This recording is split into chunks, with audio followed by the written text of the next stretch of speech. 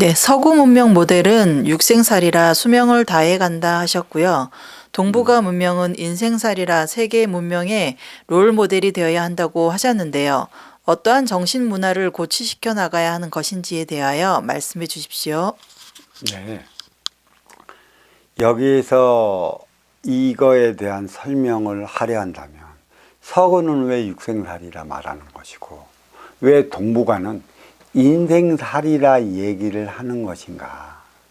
그렇다면 육생살이는 무엇이고 인생살이는 무엇인가에 대한 것을 알아야 하는데, 이게 지금 뿌리민족의 혼, 이 유튜브에 계속 실렸던 내용이 육생살이, 인생살이입니다.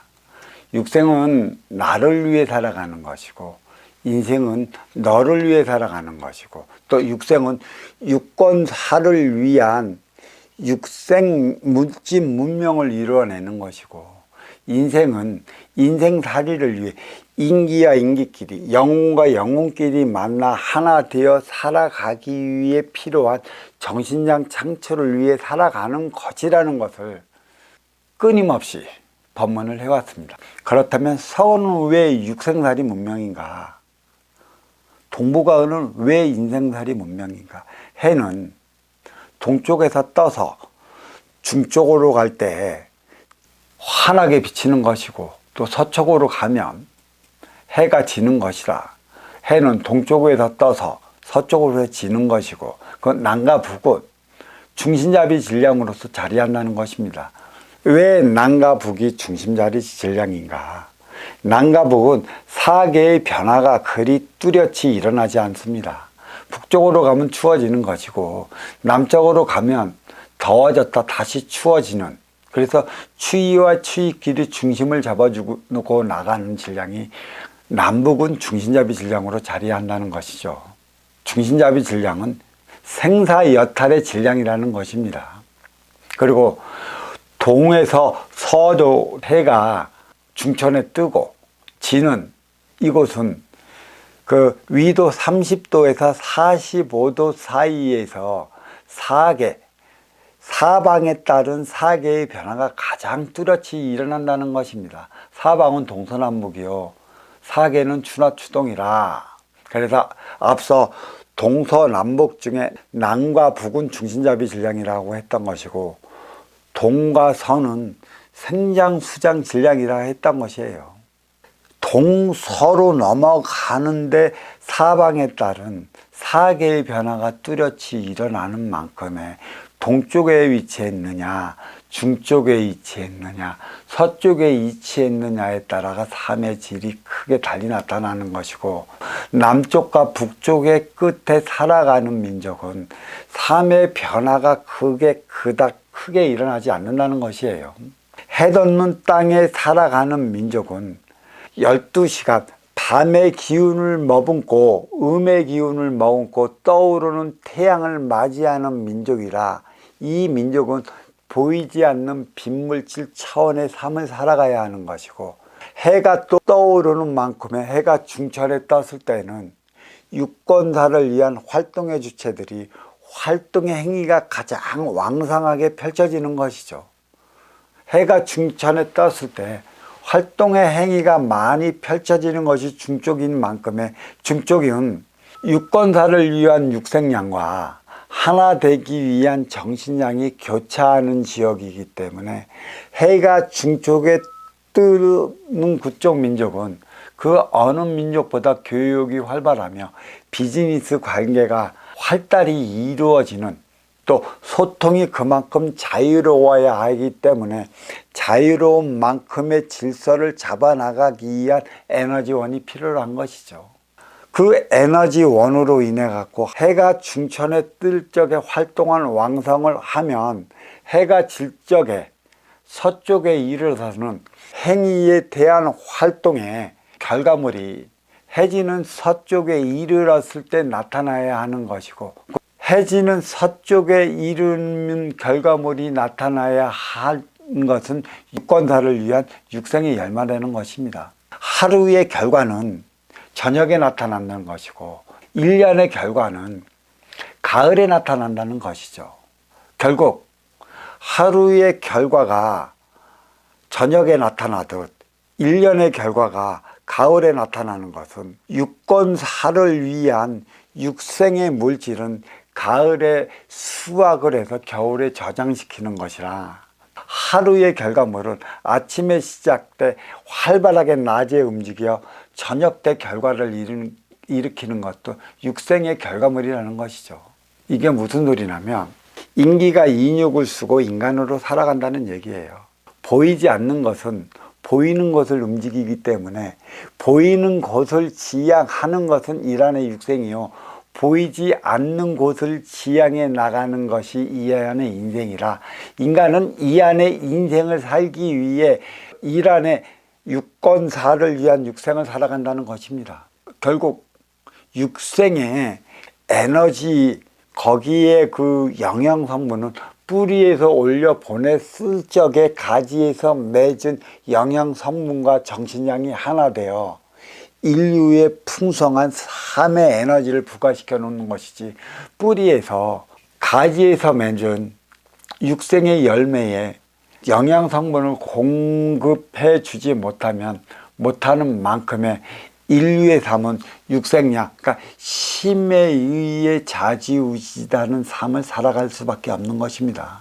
그래서 결국은 서구는 육생살이 문명이라고 했던 것은 하루에 해가 지는 만큼 1년의 수확의 결실을 드러내는 것은 육생량이라, 그래서 육생의 물질 문명을 제일 먼저 이루어내는 곳이 서구고 서방세계라는 뜻입니다.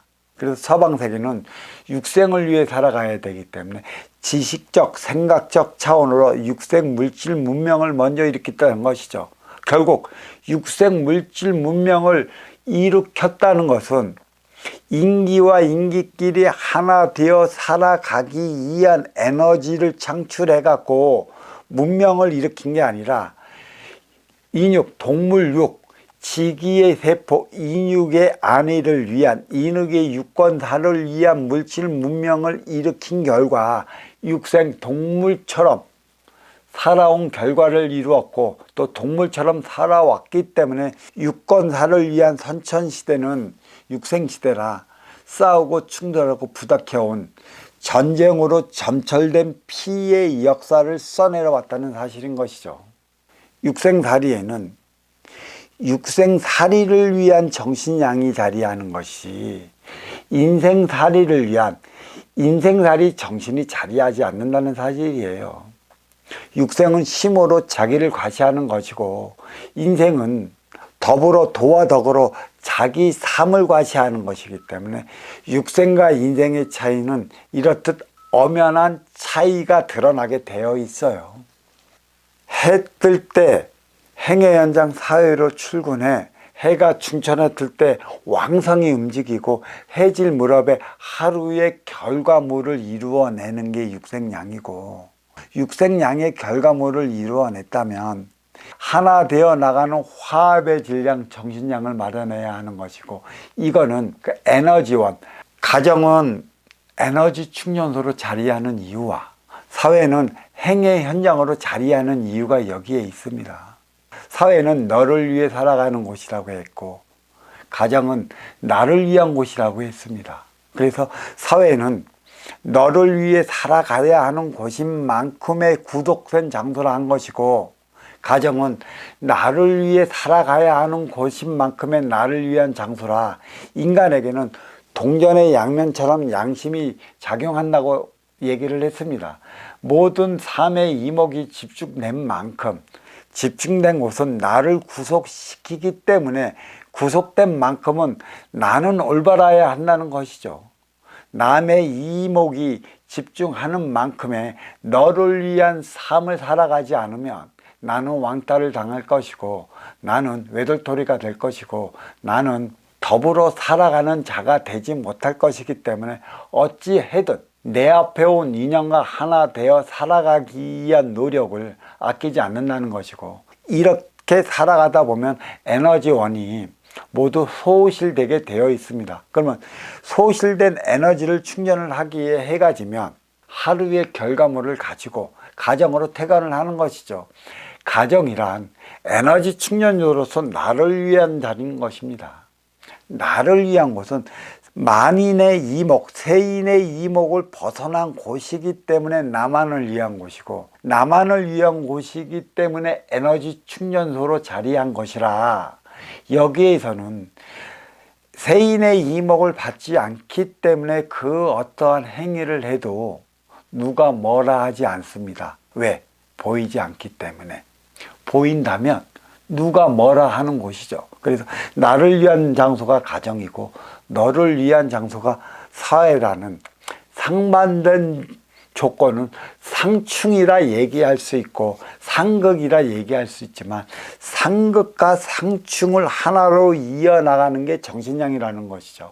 화합의 정신량, 이로움의 정신량, 하나 되는 정신량, 쓰임을 다하는 정신량은 빈물질 차원으로서 인간이 사람으로 승화되어 사람들과 사람답게 살아가려 한다면 결코 육생량을 통해 부과시켜 나갈 수 있는 정신량을 마련을 해야 한다는 것이고, 이 정신량 마련은 하루 해가 지고 아침 해를 머금는 곳에서 태어난 이들만이 할 수 있는 것이라는 것입니다.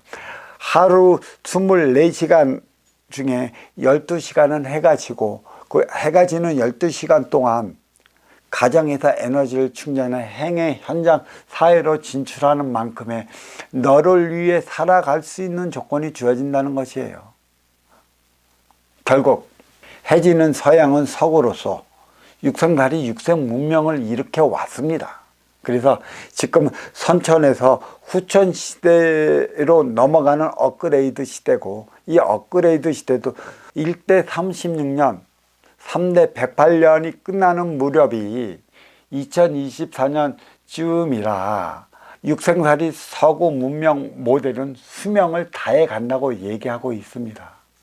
이제는 육생살이 서구 문명에 인생살이 동북아 문명의 정신량을 부과시켜 나갈 때라는 얘기죠. 동북아는 뿌리, 몸통, 두독, 그러니까 일본, 한국, 중국을 얘기를 하는 것이죠. 중국은 대륙 세력 몸통에 위치한 것이고, 한국은 반도 세력 뿌리로 자리한 것이며, 일본은 해양 세력 열도 두둑으로 자리하고 있습니다.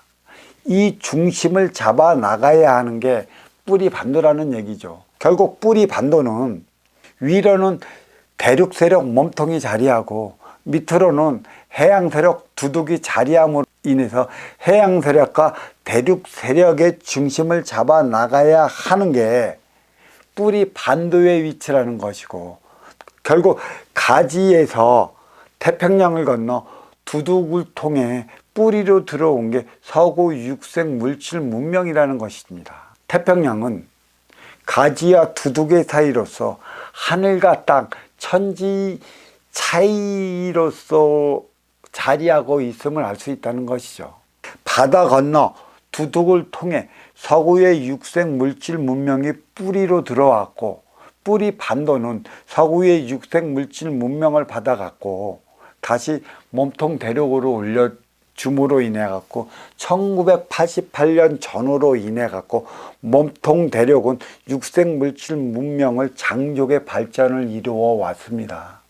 교육의 자리로서 해가 중천에 뜬 자리에 있던 만큼의 그들의 삶은, 교역적 차원의 삶은 세계 어떤 민족이 쫓아올 수 없을 만큼의 타의의 추종을 불허하는데, 문제는 육생양을 위한 삶을 살아갈 뿐 뿌리에서 화학과 질서를 이루어 나가는 정신량을 받쳐주지 못함으로 인해 갖고 몸통의 질서는 무질서해지고 코로나19로 인해 세계의 질서가 무너지고 있죠.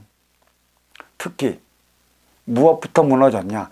뿌리 민족의 한류 열풍이 무너지기 시작했고, 뿌리 민족의 다문화 가정이 무너지기 시작했으며, 뿌리 민족의 축제 열풍이 무너져 버렸죠. 결국 몸통을 통해 가지로 올려가야 되는 화합의 에너지 정신량을 마련해 주지 못했기 때문에 내려친 대자연의 회초리라는 사실을 안다면, 이거는 뿌리 민족에서 정신적 지도자들을 자처하는 이들에게 내리치는 회초리라는 사실을 알아야 할 것입니다.